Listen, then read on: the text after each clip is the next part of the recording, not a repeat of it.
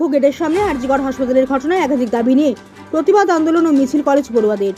আরজিকরের নৃশংস ঘটনার দ্রুত বিচারের দাবিতে, সর্বোচ্চ শাস্তি দাবিতে, ধর্ষণ এবং ধর্ষণ করে খুনের ঘটনা সংক্রান্ত আইন পরিবর্তনের দাবিতে এবং বিজেপির বাংলা বিরোধী চক্রান্ত ষড়যন্ত্রের বিরুদ্ধে আসানসোলের কুলটি কলেজ তৃণমূল ছাত্র পরিষদ শাখা ও ছাত্র সংসদের আহ্বানে প্রতিবাদ আন্দোলন কর্মসূচি কুলটি কলেজ গেটে। উপস্থিত ছিলেন তৃণমূল জেলা চেয়ারম্যান তথা এডিডি এর ভাইস চেয়ারম্যান উজ্জ্বল চ্যাটার্জির সঙ্গে সুব্রত সিনহা, তাছাড়া কুলটি ব্লক তৃণমূল কংগ্রেসের সভাপতি কাঞ্চন রায়, বড় চেয়ারম্যান চৈতন্য মাঝি, যুবনেতা সুভাষিস মুখার্জি, ছাত্রনেতা যতীন গুপ্তা, সেফ খান, তুলসী দাস সহ অনেকে।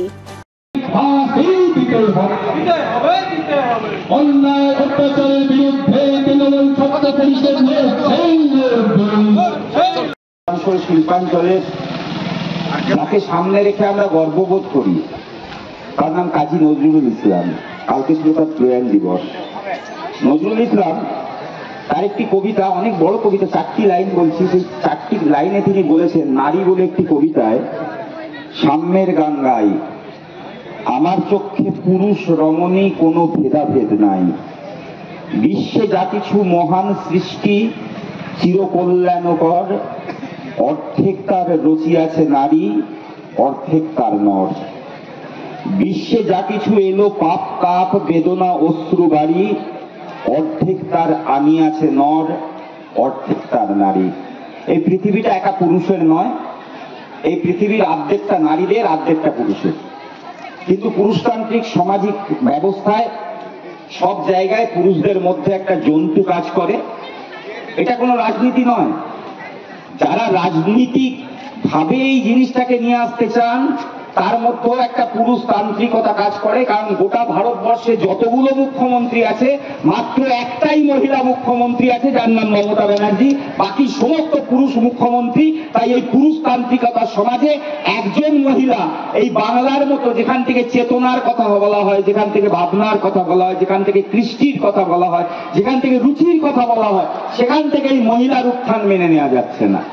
কারণ বাংলায় যেভাবে নারী স্বাধিকারের কথা বলা হয়েছে কন্যাশ্রী প্রকল্পের মাধ্যমে, মেয়েরা পড়াশোনায় এগোক, রূপশ্রী পরিকল্পনার মাধ্যমে যাতে 18 বছরের একটা ছোট্ট মেয়ের বিয়ে না হয়ে যায়, আগে একটা মেয়েকে লক্ষ্মীর ভান্ডার দিয়ে তার ব্যাংক অ্যাকাউন্ট যাতে সচল থাকে।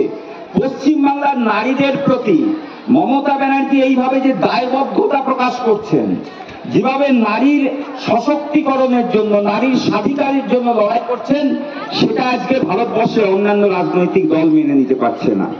যখন তারা আসবে তাদের প্রথমে প্রশ্ন করবেন, আপনাদের বাড়িতেও আসবে, হয়তো কলেজে আসবে না। এক সময় এই কুলটি কলেজে কি অত্যাচার এসএফআই করেছে, আমরা তার সাক্ষী, গুম্বাও তার সাক্ষী। গুম্বা সেই সময় ছাত্রদল করতো, এমনও দিন গেছে ওদের সঙ্গে এসএফআই এর মারপিট হচ্ছে, মধ্যখানে আমরা রেফারি, দুজনকে সরাচ্ছি, এমনও দিন গেছে। তো দিনগুলোর কথা যদি চিন্তা করা যায়, আজকে যারা বলছে, প্রশ্ন করবেন সিপিএম কে, যদি কোনো এসএফআই এর নেতা আসে, তোমাদের দলের সর্বোচ্চ পদে কজন মহিলা আছে? একজন, বৃন্দাকারা, অলিট বুড়োয়। তাছাড়া কোনো মেয়েকে ওরা কোনোদিন জায়গা দেয়নি সিপিএম এর জন্ম থেকে আজ পর্যন্ত। কোনদিন সিপিএম কোন জেলা সম্পাদক বাংলায় কোন মহিলাকে করেনি, সিপিএম এর রাজ্য সম্পাদক কোন মহিলা কোনদিন হয়নি।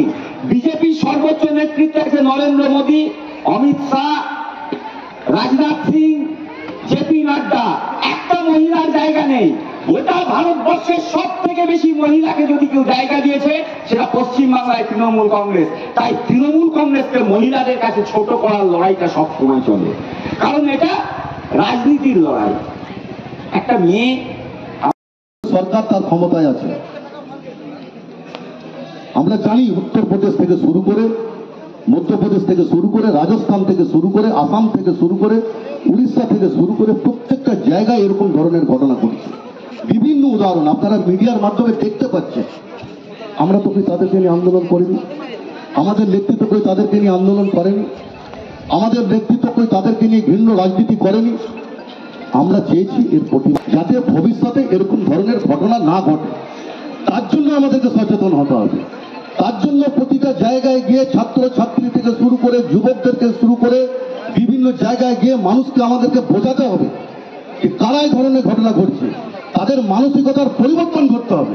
তার কারণ আমরা মনে করি যে আমাদের প্রতিবাদটা সেই জায়গায় হোক, মানুষের মেন্টালিটির পরিবর্তন। যদি আমরা মানুষের মানসিকতার পরিবর্তন ঘটাতে না পারি, তাহলে আমরা কখনো হাজার আন্দোলন করি, হাজার রাজনীতি করি, এই ধরনের ঘটনাকে আমরা আটকাতে পারবো না। বুদ্ধির কাছে করা হবে, সিবিআই এর কাছে জবাবদিহি চাওয়া হবে। কেন ঘটনার 20 দিন পেরিয়ে যাওয়ার পরও এখনো পর্যন্ত দোষীদের শাস্তি হলো না?